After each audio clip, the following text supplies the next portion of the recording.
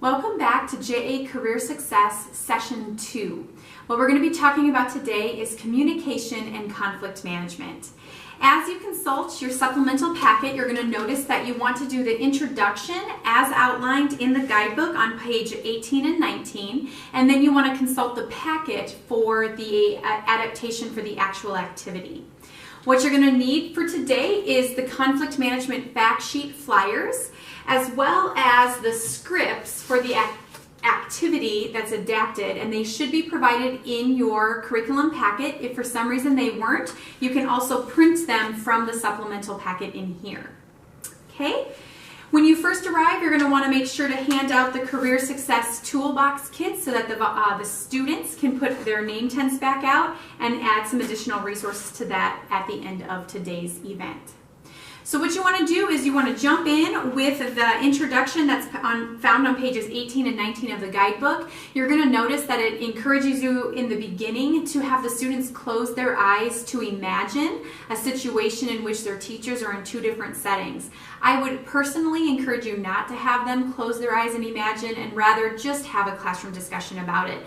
The topic of having them imagine the same teachers in two different settings really helps them see how people do have differences regarding how they interact with one another depending upon the setting they're in. Are they in a personal setting? Are they in a professional setting, etc.? So that will walk you through there. You have some talking prompts to get them talking a little bit about the importance of communication and the background of that, and you can throw in some personal experiences. And you also are going to notice that you're going to transition into a little bit more about conflict as well. One way that you can talk about communication in the workplace is by using the front cover of the flyer, and there's 6 different tips for workplace communication. And what I like to do is I like to have a student read the first one, and then I like to talk about a personal connection or a situation that's happened that will demonstrate or illustrate it, whether it be positive or negative. So then I have another student read number 2, etc., and I kind of talk a little bit about that specific situation using my own personal examples. So make sure to read through those and jot down a couple notes as you're prepared to go into the classroom. You're also going to notice in the supplemental packet that it does encourage you to talk a little bit about the importance of building rapport. That's not highlighted in the curriculum, but it is something that the speech teachers wanted us to highlight due to the curriculum that they're teaching regarding the importance of rapport. So talk a little bit about building rapport into that conversation and introduction as well. Once you get through the introduction, you are going to go to the main activity of the day, which is going to be some role plays. If you've done this in the past, you will note that there are 3 different scenarios listed in the guidebook. And what we've heard the last couple years is sometimes if you get the right student, they nail it, and sometimes they don't work so well and they need a little bit more guidance. So with the recommendation of the teachers, we have written scripts for those students to use and be able to present the different scenarios at hand. So we have 2 different topics this year, and again, these are going to be found in your curriculum packet, or if you didn't have one that was already organized for you, you might need to print it from your supplemental information. Okay? But in theory, what you should have here are 4 different scripts. Okay? So you have one topic that's called social media, and it's a scene in which 2 friends are in high school and they both work at the same job, and one posted an inappropriate comment about their boss on social media, and so that friend wants to bring that up to the friend because they didn't think it was appropriate. Okay. The other scene is a scene that's called Getting Off Early, and in this scene, the 2 colleagues work at the same place, go to high school. One gets off early every Friday night, and the other one always has to work the closing shift and is really frustrated, and is frustrated at the friend more so than the supervisor who does the scheduling. And so what you're going to notice as you read them is that the one gets off early because they requested it because they do volunteer work at the Humane Society, and the other one's never requested to be off. So basically what you're going to notice is that these 2 scenes are very much so applicable to the students in where they are in high school right now. It's definitely situations that could happen to them today.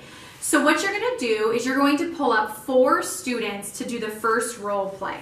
And so what you're going to notice is that 2 of the students are going to role play the same scenario with poor communication, and the other 2 are going to act out the same situation but using good communication skills.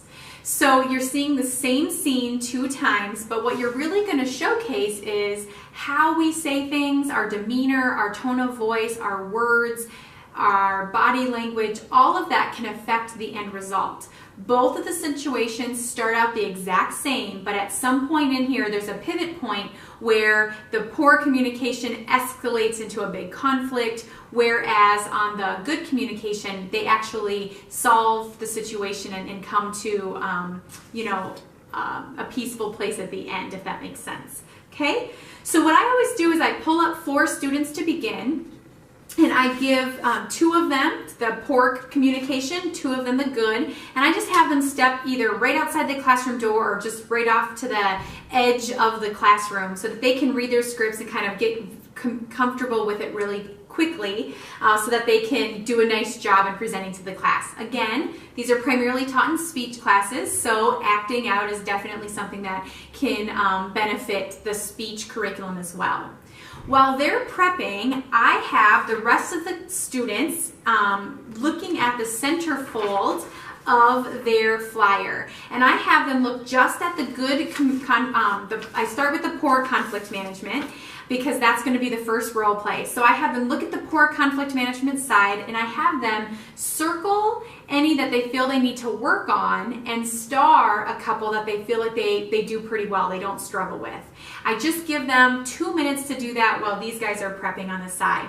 Then I sometimes it depends upon the timing. If these guys are ready, jump into the role play. If not, I just have a few of them share what they circled. So if somebody shares what they maybe struggle with, I talk a little bit about what do you think, who agrees, why is that a struggle, etc. Sometimes if no one's willing to share, I say, in general, what do you think teens struggle with, or what do you think they need to work on? And sometimes that creates some good dialogue too.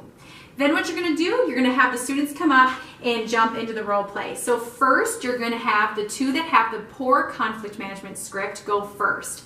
And again, when you are talking to them to get them ready, you want to make sure to emphasize that you want them to get a little bit obnoxious. You want them to escalate the situation so that it ends in a good conflict, okay?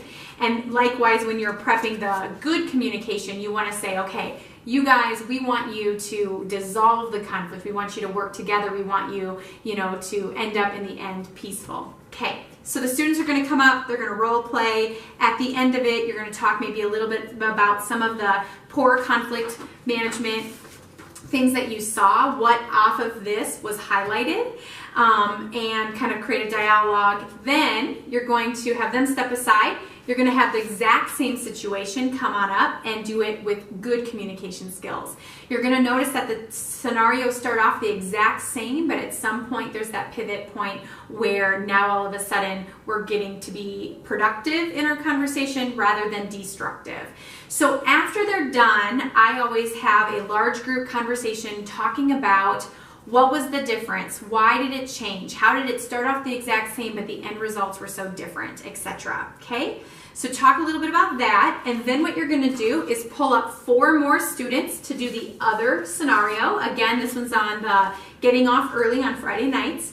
So set them up for success, have them prep while you have the students use the other side of the flyer. So now have them do the good conflict management. Again, circle a few that they think they're really good at, star a couple of them that they need to work on, and have that large class discussion. What do you guys feel like in general? Are teens doing well, doing poorly? You're going to then again have the poor conflict start first, then have the good conflict finish up, and again having a whole group dialogue to wrap it up. So if you, for some reason, have some additional time and you need to fill, just know there are the scenarios in the guidebook that you could always do. There's no script for those. The students would have to just do impromptu role playing if you needed to jump to those. But just know they are available if you have time in your classroom to finish those up.